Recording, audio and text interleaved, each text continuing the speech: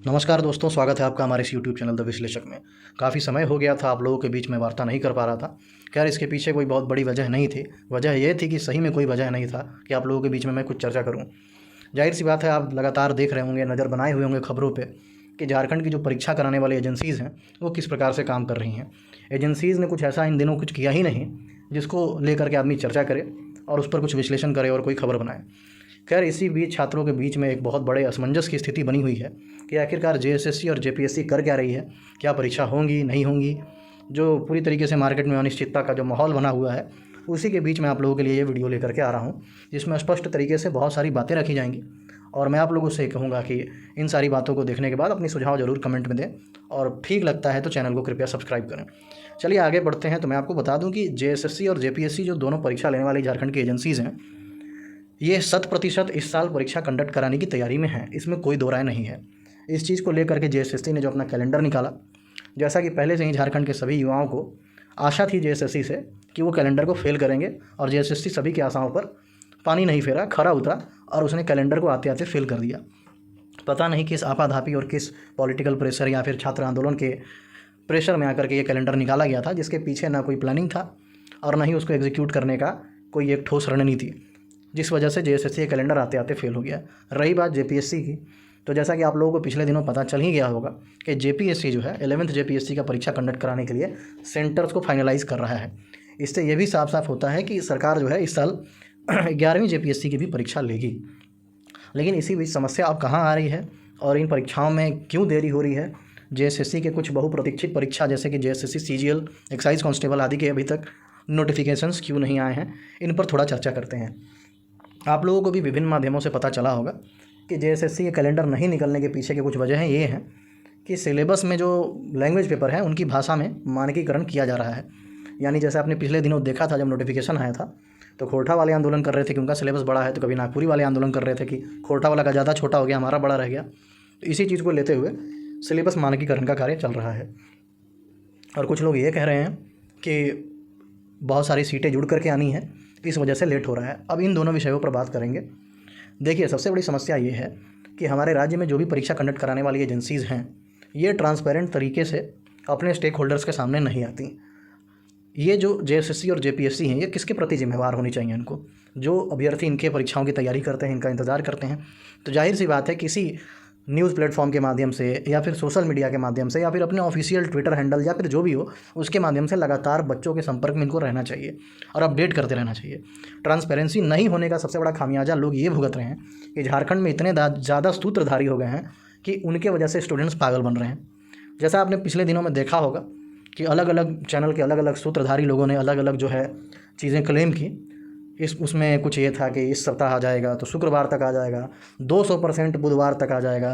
फिर एक और आते हैं जिनके हवाले से उनका अगर बात माना जाए तो उन्होंने ही बोल के कैलेंडर निकलवाया था, वो आते हैं, टाइटल में लिखते हैं शाम तक आ जाएगा, भाषण में बोलते हैं 48 घंटे में आ जाएगा, और लास्ट में जब उनके दावे फेल होने लग जाते हैं तो फिर आकर के हर वीडियो में जो आखिरी में बोलते हैं कि झारखंड में 1% के लिए कुछ भी हो सकता है, उसका हवाला दे देते हैं। इस बीच पागल कौन बनता है? स्टूडेंट्स, जो इन पर भरोसा कर रहा है। अगर ये जो बोले सही हो जाए तो उसमें कह देंगे देखिए मैंने आपको 200% कहा था, और जब गलत हो जाए तो कह देंगे कि मैंने आपको तो कहा ही था कि 1% के लिए झारखंड में कुछ भी हो सकता है। इस बीच स्टूडेंट्स का फ्रस्ट्रेशन लेवल बढ़ता चला जा रहा है।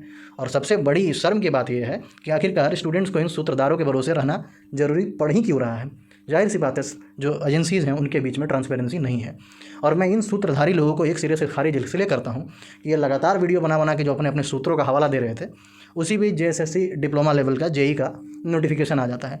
क्या किसी सूत्रधारी को इसका हवा नहीं लगा था? अगर सही में कोई सूत्रधारी ने इस बारे में भी बात की होती तो हम मान लेते कि हाँ, हो सकता है कि इनका सूत्र सही निकले। लेकिन इन्हीं सूत्रधारियों के भरोसे जो स्टूडेंट्स हैं वो फ्रस्ट्रेट हो रहे हैं, उनको कोई ठोस चीज़ें समझ में नहीं आ रही हैं। उनको मैं बस एक ही चीज़ कहना चाहूँगा कि इस बात में 100% गारंटी है कि परीक्षा तो इस साल होगी, कंडक्ट कराई जाएगी, कंप्लीट होगी, ज्वाइनिंग होगा, उस बारे में मैं नहीं कह रहा हूँ, परीक्षा तो होगी।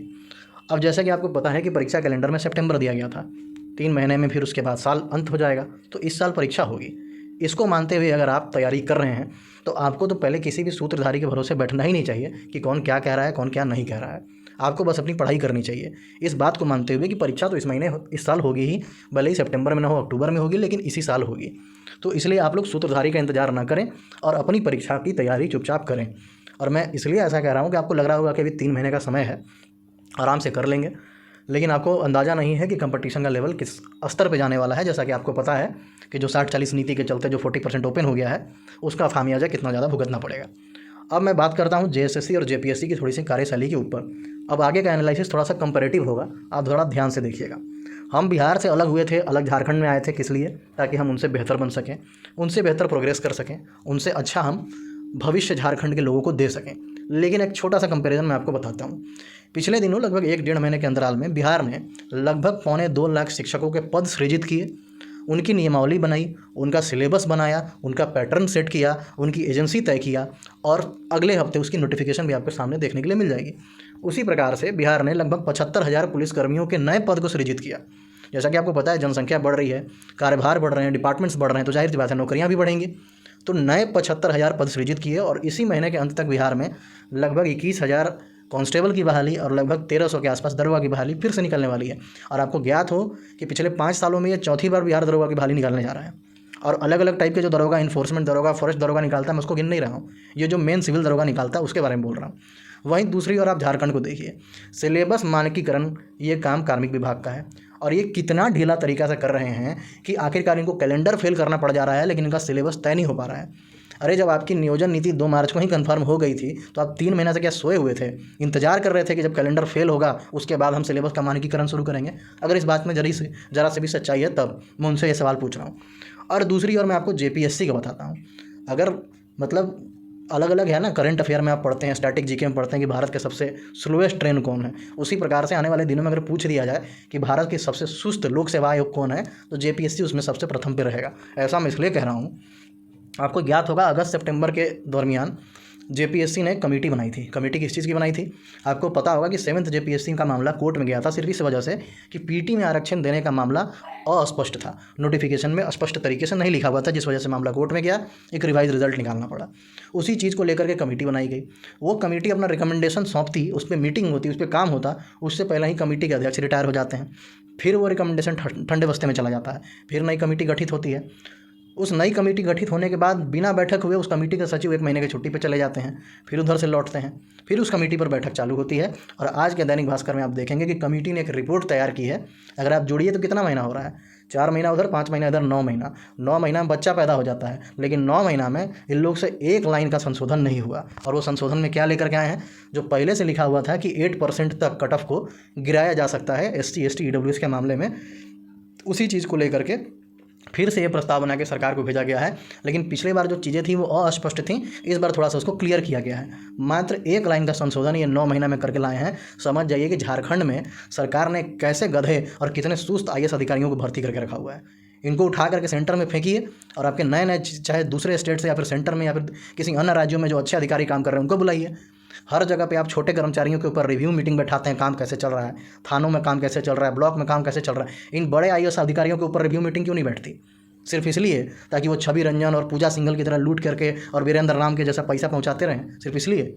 ये जायज़ सवाल है। और ये इसलिए है कि एक विद्यार्थी लगातार तैयारी कर रहा है इस उम्मीद में कि सरकार ने कहा था कि साल में 2 ठो जेपीएससी लेंगे, लेकिन यहाँ 3 साल गुजरने को है, यहाँ 4 साल खत्म होने वाला 1 ठो हुआ है, और बाकी कब होगा उसका कोई पता नहीं है। वो लगातार पढ़े जा रहा है, तैयारी किए जा रहा है। करेंट अफेयर्स उसका मॉडर्न हिस्ट्री बन चुका है पढ़ते पढ़ते, लेकिन एक लाइन का संशोधन इनसे नहीं होता है। और ये जो नया रिपोर्ट आया है, जाके पेपर में पढ़िए क्या लिखा है, वो 8% वाला आंकड़ा फिर डाल दिए हैं।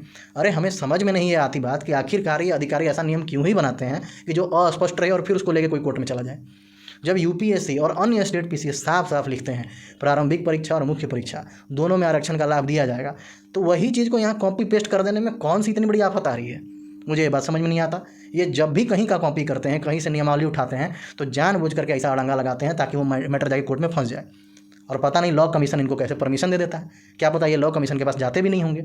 मैं इसलिए ऐसा बोल रहा हूँ कि जब ये 60-40 वाली नीति भी आई थी तो ये हवाला दे रहे थे कि हिमाचल प्रदेश का नीति है, वो 10-12 वाली नीति पे, उसमें साफ साफ लिखा हुआ था 10-12 वाली नीति में कि जो हिमाचली है, जो उत्तराखंडी है, उसके लिए तो ये रहेगा ही नहीं, जो इसके अलावे है उसको भी 10-12 करना चाहिए। लेकिन यहाँ का किए आधा लागू किए, आधा गोल कर दिए, जिसके चक्कर में कोर्ट में लटक गया और जेएसएससी की परीक्षा 4 साल से लटका हुआ है। आखिर सरकार उन अधिकारियों की जिम्मेवारी तय क्यों नहीं की जिनकी वजह से लगातार वैकेंसी लटकी रही है, नियमावली फंसता रहा, और सरकार हम लोग का, गरीबों का, यहाँ के झारखंडियों का टैक्स का पैसा लगा के और सुप्रीम कोर्ट में केस लड़ता रहा और डिफेंड करता रहा। किसका नुकसान हुआ? दोनों तरह से टैक्स के पैसा का दोहन भी हुआ और झारखंडी युवाओं का समय भी बर्बाद हुआ। जिम्मेवार कौन था? सरकार को मैं नहीं मानूंगा। जिम्मेवार कौन था? ये सरकार के अधिकारी। लेकिन ये जिम्मेवारी तो सरकार की बनती है ना कि उनकी जिम्मेवारी तय की जाए कि आखिर वो ऐसा क्यों कर रहे हैं। अब मैं आता हूँ 60-40 वाली नियोजन नीति के बारे में। आगे बढ़ने से पहले मैं आपको बता दूं कि मैं इस पर फिर से चर्चा इसलिए कर रहा हूं क्योंकि मैं इस पर बहुत ज़्यादा चर्चा कर चुका हूं। मैं नहीं चाहता था कि इसके बारे में फिर से बात करूं। दोबारा इस पर चर्चा करने के पीछे का लॉजिक ये है कि झारखंड में जो कुछ छात्र नेता हैं और कुछ यूट्यूबर हैं, इन लोगों ने 60-40 नियोजन नीति पर इतना हगा है। ये पहले हगते थे लेकिन अब हग हग के लिसरा दिया है, पूरा फैला दिया है, जिसकी दुर्गंध जो है वो सारे छात्रों का दिमाग ख़राब कर रही है। ऐसा ऐसा थंबनेल लिखेंगे, अब 60-40 नीति खत्म हो गया, अब खाली झारखंडियों का नौकरी होगा, अब नया नीति बन रहा है। कोई फेसबुक पर लिख रहा है, कोई यूट्यूब पर वीडियो बना रहा है, कोई मुख्यमंत्री से सीधा बतिया ले रहा है। इस चक्कर में लड़का सब पागल हो जा रहा है कि आखिरकार अब हम क्या करें। फिर नीति रद्द होगा, फिर नया नीति बनेगा, फिर 6 महीना बीतरे गया, फिर तो आगे चुनावे है, तब तो नौकरी तो होगा नहीं। अब हम करें क्या? इस चक्कर में वो पगलाया हुआ है कि अरे कम से कम सरकार क्लियर तो बोल दे कि हम लेंगे कि नहीं लेंगे। उसके अलावा फिर लड़का दूसरा ऑप्शन देखेगा ना जी। 3.5 साल से तो आप लटका के रखे। पहले तो ये यूट्यूबिया और सूत्रधारी लोग के चक्कर में हम आपको अपडेट दे रहे हैं, सीधे लाइव हाईकोर्ट से दे रहे हैं। आज ये आखिरी हियरिंग होगा, ये नियोजन नीति रद्द हो जाएगा, नयका आ जाएगा। रद्द कब हुआ था? सितंबर में। फैसला कब आया? नवंबर में। उसके बाद आज कितना दिन हो गया? 6-7 महीना इधर आ गया। रद्द हुए तो लगभग साल सटने वाला है। उसके बावजूद भी कुछ हुआ नहीं हुआ। लेकिन हमेशा इस उम्मीद में लड़का लोग को लटकाए रखा ताकि बुर्बक जैसा यहाँ का तैयारी करते रहे और मेरा कोर्स खरीदते रहे। नुकसान किसका हुआ अंततः? एक ही व्यक्ति एक ही एग्जाम का कोर्स 3 बार बेच चुका और लगातार बेचते जा रहा है। उसका व्यापार है, वो करे। लेकिन सबसे बड़ा समस्या यहाँ पे ये है कि वो ग्राहक उसका कौन है? एक बेरोजगार है जो कहीं से कर्जा लेके उधारी लेकर के परीक्षा देने जाता है, फार्म भरता है, कहीं से कोर्स खरीदता है, भरोसा करता है। उसको आप चिपकाए जा रहे हैं और उसको इस उम्मीद में बांधे हुए हैं कि यहाँ पे परीक्षा होगा और और वो व्यक्ति उसी उम्मीद में यहाँ पे लगातार तैयारी कर रहा है। लेकिन वहीं दूसरी ओर फिर ये नाटक चालू हो जाता है कि 60-40 ख़त्म हो रहा है, नया नीति बन रहा है, ये हो रहा है, वो हो रहा है। उस चक्कर में फिर सब असमंजस में है कि होगा कि नहीं होगा। इसमें अंततः नुकसान तो सिर्फ बच्चों का हो रहा है। अगर ये क्लियर कर दिया जाए कि नहीं होगा, ये भी क्लियर कर दिया जाए कि हम अगला महीना नियोजन नीति में संशोधन कर रहे हैं, किसी को कोई प्रॉब्लम नहीं है, करिए। कम से कम बच्चा क्लियर तो हो जाएगा कि चलो परीक्षा अब 6 महीना नहीं होगा, अब 25 में देखेंगे या 24 में देखेंगे, जब भी बीच में गैप होगा। उस बीच में वो क्या करेगा? सेंटर में SSC CGL है, उसका तैयारी करेगा। EPFO SSA का वैकेंसी निकाला है, उसका तैयारी करेगा। जिसका CDS NDS CAPF का एज बचल है, उसका तैयारी करेगा। BPSC हो गया, बगल में स्टेट PCS लगातार रेगुलर हो रहा है, साल में तीसरा BPSC लेने का तैयारी कर रहे हैं अतुल प्रसाद, वो देगा। बिहार में 1288 दरोगा का वैकेंसी आ रहा है, वो देगा।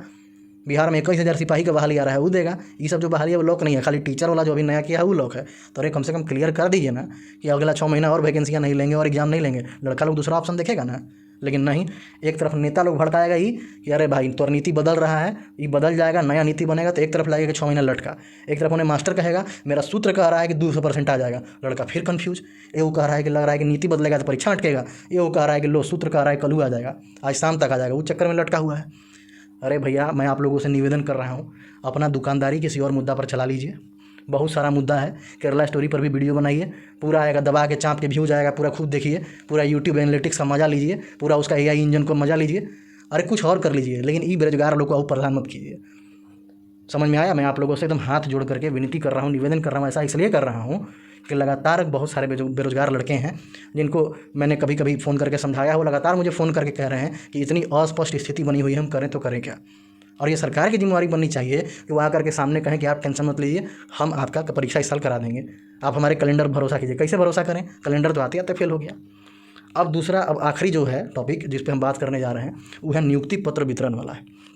अब इसमें आगे बढ़ने से पहले मैं आप लोगों को बस एक ही चीज़ कहना चाहूँगा कि अभी कल BPSC की एक परीक्षा हुई थी, उसमें ऐसे पेपर में एक प्रश्न था कि 800 शब्द में ऐसे लिखना था कि मूस मोटई हैं, लोढ़ा हुई हैं, हाथी घोड़ा थोड़े हुई हैं। मतलब कि लोकल भाषा में था कि लिखने के लिए।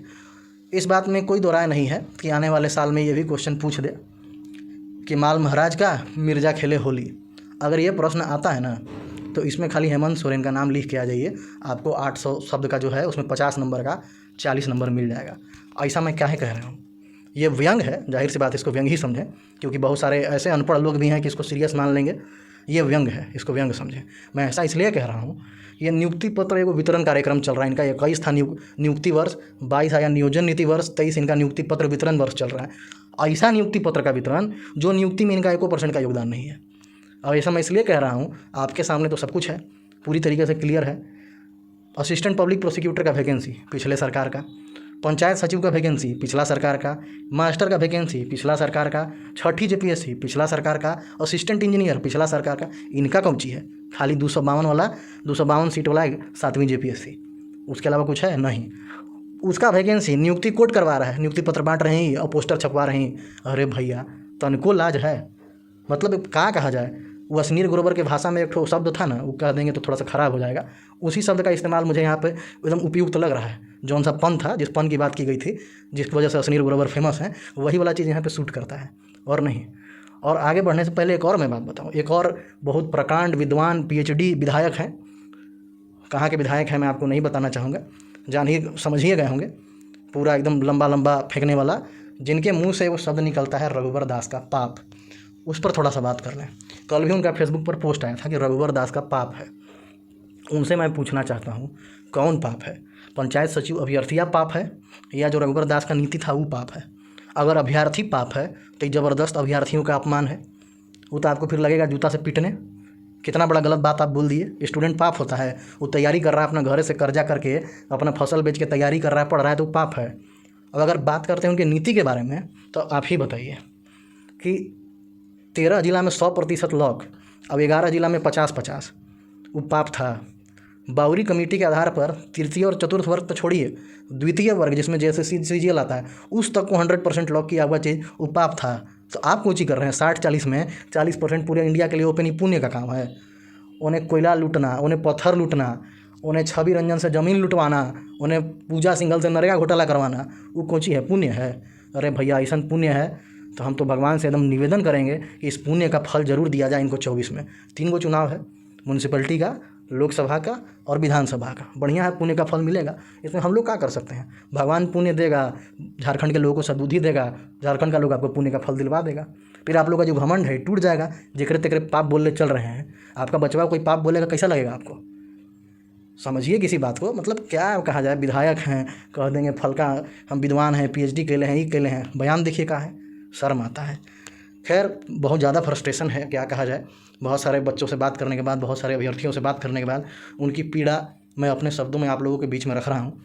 खैर अंततः मैं ये कहते हुए आगे ख़त्म करना चाहूँगा कि इस बात को आप 100% गांठ बांध लें कि परीक्षा इसी साल होगी और आप तैयारी कीजिए। सूत्रधारी के भरोसे मत रहिए। ज़्यादा से ज़्यादा 15 दिन लेट होगा, 1 महीना लेट होगा। ऐसा मैं इसलिए कह रहा हूँ, 2 शिफ्ट में परीक्षा नहीं है, 1 चरण में परीक्षा होगा। और ये सरकार दावा ठोकती है कि हम 1 चरण परीक्षा इसलिए करवाए थे ताकि समय बचा सकें। UPSC वहाँ 3 चरण का परीक्षा साल भर में कंप्लीट करा लेता है। UPPCS 3 चरण का परीक्षा 9 महीना में कंप्लीट करा लेता है। और आपका 1 चरण का परीक्षा अभी 4 साल से कंप्लीट नहीं हुआ है, स्टार्ट नहीं हुआ है। कंप्लीट तो छोड़िए, अब तो खाली फार्म भरवाने, तीसरा बार फार्म भरवाइएगा। काहे का ऐसा भैया? इसको जल्दी कराने का हम नहीं मानेंगे, इसमें हम साफ साफ मानेंगे 1 के चरण में होगा, आसानी से सेटिंग होगा, आसानी से पार हो जाएगा। 2 चरण में रहेगा तो हो सकता है पहला चोरी करके पार कर जाए, लेकिन दूसरा में तो छाना जाएगा। तो ये साफ साफ प्रतीत नहीं होता है कि ये अभ्यर्थियों के हित के लिए नहीं, सेटिंगबाजों के हित के लिए आप 1 चरण का परीक्षा करवाए हैं। आपने देखा है JPSC की परीक्षा के समय कैसा जगह पे सेंटर दिया गया था, चोरी हुआ, बेईमानी हुआ, कहीं कहीं पेपर लीक का ही बात आया, सब चीज़ को लिपापोती कर दिया गया। यहाँ 1 के चरण में बहाली है। अगर हो गया तो फिर कैसे होगा? 1 दिन कोई बैठा है, 2 घंटा का पेपर है, उसमें अगर चोरी कर लिया तो सीधे उसका नौकरी हो गया। आगे तो कोई स्टेज नहीं है जहाँ वो छटेगा। तो एक तरह से तो यहाँ फ़ायदा से ज़्यादा नुकसान दिख रहा है। फ़ायदा कहाँ है? आप 9 महीना में करवा दिए होते तब ना, 4 महीना बहाली कंप्लीट हो गया होता तब ना मानते कि हाँ सिंगल स्टेज एग्ज़ाम है, कोई झमेला नहीं, एकदम ईमानदारी से हुआ, मतलब सेंटर पर परिंदा तक पर नहीं मार सकता था, इतना कड़ाई था, हो गया एग्ज़ाम। कैसे मान लें? JEE का परीक्षा आप करवाए, उसमें पेपर लीक करवा दिए। JPSC का परीक्षा करवाए, उसमें पूरा व्यवस्था एकदम अस्पष्ट था, पूरा सेंटर में बड़का बड़का घास जमल है, सांप घूम रहा है, मास्टर बहरी चल जा रहा है हवा खाने के लिए। ये तो स्थिति था सेंटर पे। वही चीज़ यहाँ करे, कम से कम वहाँ पे था कि PT पास किया, जो ऑनर्गल पास कर गया वो जाके मेंस में लटक गया। यहाँ पे तो अगर पास कर गया तो सीधे नौकरी हो गया, आगे तो कोई प्रोसेस ही नहीं है। इसलिए मैं कह रहा हूँ कि पढ़ना कितना ज़रूरी है। और दूसरा चीज़, जाते जाते 60-40 चूँकि बहुत सेंसिटिव है, इस पर भी मैं आपको स्पष्ट तरीके से बताते जा रहा हूँ। इसका विरोध मैं पुरजोर तरीके से करता हूँ, बाकी बच्चे भी करते हैं। अगर ये पूरी तरीके से क्लियर हो जाए कि हम नियोजन नीति में संशोधन कर रहे हैं, 6 महीना और लेट लगेगा, क्लियर करने की चीज़ को कि हाँ 6 महीना और लेट लगेगा, सब बच्चा खुशी खुशी मान जाएगा। काहे जान रहे हैं आप तो बाद में एज रिलैक्सेशन दीजिएगा, वो तो आपकी मजबूरी है, लेकिन कम से कम ये 6 महीना अगर आप क्लियर कर दीजिएगा तो झारखंड के भरोसे बच्चा नहीं ना बैठा रहेगा। वो अपना उधर SSC CGL देगा, बाकी जो परीक्षा में अभी गिनवाए वो सब देगा। काहे झारखंड के पीछे बैठा रहे हैं? कम से कम क्लियर तो कर दीजिए, वो भी नहीं क्लियर कर रहे हैं। तो इसलिए मैं आपको बता दे रहा हूँ कि सरकार का कोई ऑफिशियल बयान अभी नहीं है, इसलिए आप मान करके चलें कि फला जो अभी वर्तमान में नियोजन नीति है उसी के आधार पर परीक्षा होगा। क्योंकि अभी डिप्लोमा लेवल का आप देख रहे हैं कि जेई का जो नोटिफिकेशन है 2 दिन पहले ही आया है, अब बाकी पीजीटी लैब टेक्नीशियन प्रोसेस में ही है। तो मान के चलिए कि 60-40 पे होगा। ये कम से कम 12-13 को जो पहली है ये कंप्लीट करवा लेंगे तो हो सकता है कि नए साल में कुछ नया संशोधन लेकर के आ जाएँ। बाकी इसी पर होगा। अब मैं एक और चीज़ आप लोगों को बता दूं कि अगर आप बिहार से कंपेयर कीजिएगा झारखंड का परीक्षा को, तो बिहार में जो एक जनरल बिहारी है जो जनरल कैटेगरी में आता है उसके लिए बिहार से ज़्यादा आसान है झारखंड का परीक्षा पास करना। काहे, मैं आपको एकदम सटीक बताता हूँ। बिहार में 60-40 वाला तो है ही है नीति, लेकिन जो 40% है उसमें भी 35% महिला आरक्षण है। अब एक उदाहरण से समझिए, 100 सीट पर मान लीजिए वैकेंसी निकला, 60 रिजर्व है, 40 अनरिजर्व है। जो 40 अनरिजर्व है उसका 15% कितना होगा, 40 का 14-15 के आसपास होगा। तो मान के चलिए 60 में 15 इन्हें जोड़ दिए, हो गया 75। तो जो ओपन बचता है जिसमें पूरे भारत से कोई अप्लाई कर सकता है वो मात्र बचता है 25%। लेकिन झारखंड के स्थिति में क्या है, सीधे 40%। यानी अगर कोई बिहार में पैदा हुआ है, बिहार का वासी है, वो जनरल है, उसके लिए बिहार का परीक्षा निकालना ज़्यादा कठिन है झारखंड के मुकाबले। क्योंकि बिहार में उसको 25% में मौका मिल रहा है, 100 में 25 सीट मिल रहा है, लेकिन झारखंड में उसको 60 में 40 सीट मिल रहा है फाइट करने के लिए। इसीलिए यहाँ पे 60-40 नहीं चलता वाला जो चीज़ है इतना ज़्यादा रेलेवेंट है और बिल्कुल नहीं चलना चाहिए, बिल्कुल नहीं होना चाहिए। जब पिछला सरकार 13 जिला 100% लॉक करके बाद में बावरी कमेटी लगा करके ग्रुप बी तक को 100% लॉक करके चल गया था, तो आप तो खाली राजनीति करने के चक्कर में पिछलका वाला का नीति रद्द किए। वो आपसे कहने आ रहा था कि आप मेरा नीति पर परीक्षा करा लिए तो हम क्रेडिट लूट रहे हैं, आप उसका बहाली पर क्रेडिट आज लूट रहे हैं। वो तो नहीं कहने आ रहा था कि मेरा नीति पर कोई क्रेडिट काहे लूट रहा है, भैया नीति बनाना सरकार का काम है। लेकिन नहीं, आप तो बस खाली राजनीति करने के चक्कर में हम लोग का 4 साल बर्बाद कर दिए। खैर, ये जो हुआ सो हुआ, अब तो हाथ से निकल गया सब कुछ। और आगे जैसा सुस्त स्थिति है मैं आप लोगों को दिखा ही दिया, बता ही दिया कि जेपीएससी 9 महीना में एगो नियमावली उधर तय नहीं कर पाया और जेएसएससी का सिलेबस मानकीकरण तय नहीं हो रहा है, कितना सुस्त तरीके से काम हो रहा है। तो आप देख ही सकते हैं बगल में जहाँ बिहार 1 महीना में पद सृजित करके पूरा फाइनलाइज करके नोटिफिकेशन निकालने की तैयारी में है, यहाँ तक इनका कैलेंडर फॉलो नहीं हो रहा है। क्या कहा जाए, बहुत बुरी स्थिति है। खैर, इसी सब चीज़ के बीच में आपको बस एक चीज़ पर टिके रहना है और वो ये है कि परीक्षा तो जी इसी नीति पे होगा और इसी साल होगा। इसलिए अब किसी सूत्रधारी और किसी नेता के चक्कर में मत आएँ। कोई ऐसा फालतू थंबनेल वाला वीडियो ना देखें कि ये नीति हट गया, अब होगा खाली झारखंडी का, अब खाली मेरा मुख्यमंत्री से बात हो रहा है, डायरेक्ट हो रहा है एकदम पूरा फाइन। ये आल जाल के चक्कर में मत आएँ। इसके चक्कर में आइएगा आप न रहिएगा घर का न घाट का। 1 दिन का 1 चरण का परीक्षा है, कटअप बहुत ज़्यादा हाई जाएगा, कंपटीशन बहुत टफ रहेगा, इसलिए आपको लगातार पढ़ना पड़ेगा। लास्ट में ये सब कोनो काम नहीं आने वाला है। सूत्रधारी लोग, इस सूत्रधारी लोग जो है अगला फिर वैकेंसी का सपना दिखाए कोर्स बेचना चालू कर देगा, रह जाइएगा आप ही लटके हुए। इसलिए पढ़ाई करते रहें, तैयारी करते रहें। धन्यवाद।